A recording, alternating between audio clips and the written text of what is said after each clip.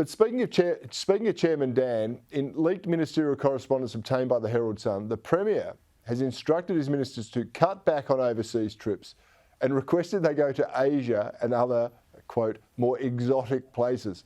Now, Matt, this was the Premier's request to his staff just before his own trip to China. Do you think this is just a coincidence, or is he buttering up someone to get a result for something? Well, I would hope Sky News doesn't turn into the Dan Andrews love fest, but I'm not against this decision either.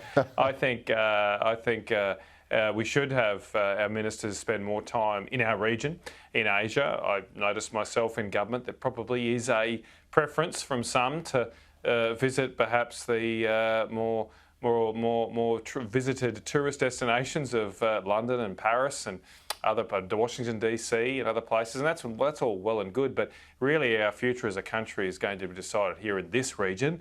I obviously don't agree with Dan Andrews' stance on China and his positioning towards the Chinese Communist Party, but I do think that we must have better relations with Southeast Asia, with India, in Indonesia. These are the places we should be going to. I am the chair of the Rural Affairs Committee and successfully lobbied for us to go to Indonesia and Vietnam. I've been left behind, though, because the Labor Party stitched up the numbers after I got the trip going. But I do think we need, say hello to Richard Colbeck and Glenn Sterl. They're over there. I hope you do a good job. But we do need to go to these sort of places that are close to us and are going to be much more important for our future than the Champs-Elysees or Buckingham Palace. All right, Gemma, let's put a stop to the Dan Andrews love fest then. And I'm here to help. I'm here to help. Why has he done this? Yeah, thank you. Well, why has he done this? I've got this suspicion that he wants them to go to Asia and particularly China because he knows that he's got a real solvency problem with his budget in Victoria. They are broke 100%. and nowhere to turn. This isn't strategy other than financial strategy. You've got, we had the story break during the week about the Andrews government going, hey, Canberra, help, we're about to be insolvent. If they were a company, you'd have ASIC all over them.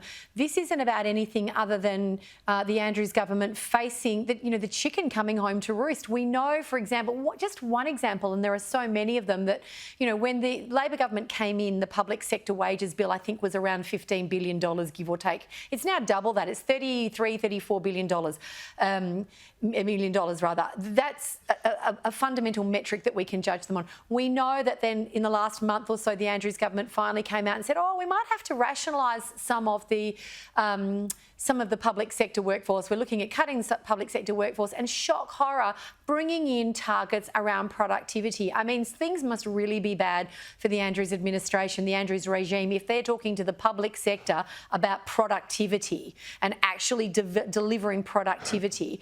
This government is, I'm old enough to remember the dying days of Kane Kerner. If anyone looked at the Andrews government, how it has conducted itself over the last several terms of government and thought that this stuff wouldn't come home to roost, particularly financially, they're dreaming. This is about a way to save money. Any government travel for any level of government, whether it's local, state or federal, should be about the end outcome. So, if an MP wants to go to the UK or Scandinavia or the US, and there's a strategic reason that is beneficial to the people that, let me remind you, all MPs actually work for. They work for us. They are servants of the people. Then they should go.